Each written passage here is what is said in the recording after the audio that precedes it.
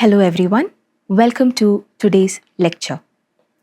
So today we will be exploring one of the most thought-provoking poems by Nigerian playwright, poet and Nobel laureate Wole Soyinka.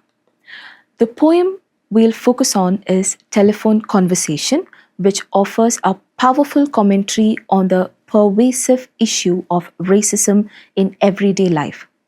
Wole Soyinka is a renowned Nigerian playwright, poet, and essayist, best known for being the first African to win the Nobel Prize in Literature in 1986. His works often explore themes of political corruption, social injustice, and the struggle for individual freedom. Soyinka is not only celebrated for his literary achievements but also for his activism, as he has been an outspoken critic of oppressive regimes in Nigeria and around the world. His writing blends traditional African storytelling with Western literary forms, making him one of the most influential voices in contemporary literature. Wole Soyinka's poem Telephone Conversation is a powerful piece that explores racism in a subtle yet striking way. So let me give you a quick summary. The poem is about a black man who calls a landlady to inquire about renting a flat. So the conversation starts pretty normally with the man asking about the apartment. But then the landlady asks a question that completely shifts the tone. She asks, "How dark are you?" Now, that's a pretty shocking question, right? Instead of asking typical Randall questions like how much he earns or his references, she focuses on the color of his skin.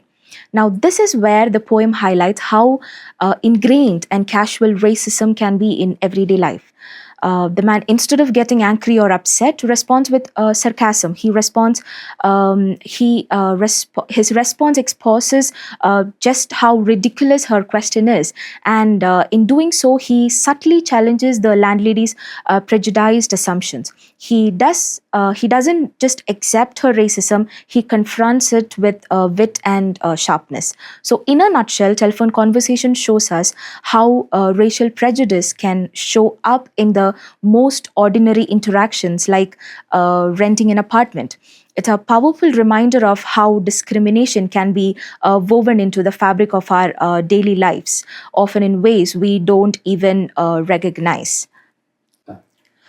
What's even more concerning is that racial bias doesn't always come in obvious extreme forms. Sometimes it appears in subtle way, like the landlady's question, and it's in these small moments, these casual interactions, that racism become even harder to challenge because it's often overlooked or dismissed or unimportant.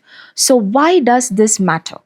When we look at how racism affects individuals on a personal level, we realize the weight of these small discriminatory acts. It's not just one question or one incident, it's the accumulated effect of constant bias and prejudice that people of color face in their everyday lives. So, in conclusion, as we move forward, it's important to recognize and confront these forms of racial discrimination in all aspects of society, whether it's in the form of an offhand comment, a hiring decision, or even the way someone is treated in their own neighborhood. We need to be vigilant and committed to creating a truly equitable world for everyone. Thank you.